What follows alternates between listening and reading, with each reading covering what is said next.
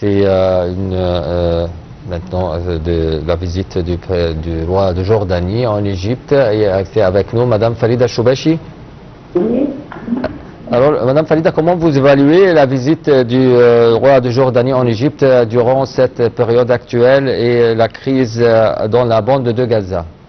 Je pense que plus le président Assisi rejoint des leaders arabes et des chefs d'État, des rois, de tout ce que vous voulez, pour apaiser la température brûlante dans notre région et pour essayer de prêcher la paix et le pacifisme au lieu de la guerre et de s'entretuer et de, je sais pas moi, de faire des animosités pas du tout nécessaires. C'est-à-dire que le roi de Jordanie est impliqué parce qu'il veut tout à fait, il y a des frontières avec la Palestine et en conséquence, il faut qu'on soit tous vigilants parce que nous sommes confrontés à un pays qui n'admet pas et qui ne veut pas la paix.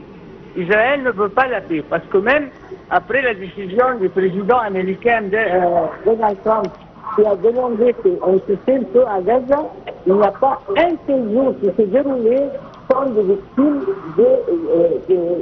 tuées par les Israéliens. Alors là, il faut qu'on soit, tous les Arabes soient une seule main, et je crois que dans ce cas-là, on prendra conscience que on n'est pas tout à fait seul. Et les Palestiniens ne sont pas tout à fait seuls. Et ça va être bien pour nous tous. Exactement. Madame Farida, aussi les deux leaders, président Sisi et le roi Abdallah II, ont abordé aussi un nombre de dossiers régionaux. Aussi, ils ont affirmé leur refus de toute tentative de déplacement forcé des Palestiniens hors de leur territoire. Bien sûr, et ça c'était la première prise de position dans cette direction. C'était notre président qui a dit que c'est une ligne rouge. Il n'y a pas,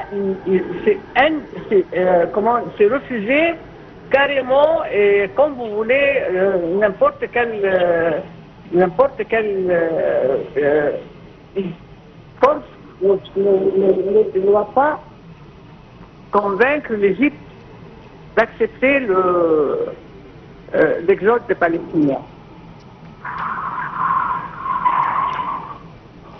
Madame Farida Choubachi, vous êtes journaliste et merci bien pour votre intervention avec nous et tes éclaircissements pour la visite du roi de Jordanie en Égypte.